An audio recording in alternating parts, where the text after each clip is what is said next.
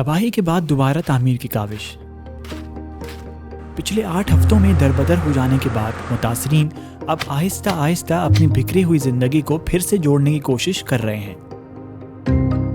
जुलाई और अगस्त के महीने में शदीद बारिशों से जिला डेरा इस्माइल खान का वसी रकबा जेरे आब आया। समझ नहीं सी आंदी, कोई घर बने सू के बाला ने ढिट पले सू सकू तो कोई समझ नहीं आंदी, पर इस को नुकसान इसे पानी दे बहुत से लाभ भी आ गए हैं।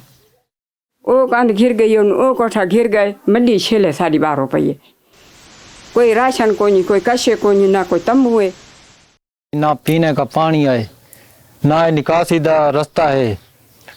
असा तो मरदे पाया थी पाया था, सारे बाल बाहरों बैठे था, धूप मीह ते धूप ते कोठे भी कोनी जो कोई छां ते बाय थी। पांच हैं असल पहले कण गरीब जमीन सारे सजा कानी ताजी मजूरी ले, हुन मेरा बच्चा पाए, हुन मेरे कोल पैसे कानी मांगदे इलाज ना कर सकती। इलाके की 2 बड़ी सड़कें इंडस हाईवे और जोब जाने वाले रास्ते 2 हफ्तों तक बंद हो गए थे। सैलाब और बारिशों से लगभग 70,000 मकानों को मुकम्मल या जज़वी तौर पर नुकसान पहुंचा। जिला इंतजामिया का कहना है कि नुकसानात के अजाले के लिए पूरी कोशिश की जा रही है।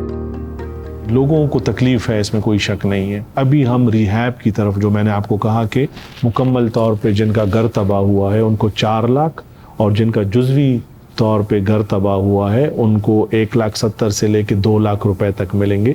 तो ये सारे इकदाम हो रहे हैं। हमने लोगों को कंपनसेशन भी पे करनी है और अपने इंफ्रास्ट्रक्चर को भी रिस्टोर करना है। आर्जी तौर पे तो हमने रोड नेटवर्क्स को रिस्टोर कर लिया है, लेकिन इनकी जो कंप्लीट रिहेबिलिटेशन या परमानेंट वो करना है तो उसके लिए मज़ीद फंड्स की ज़रूरत होगी।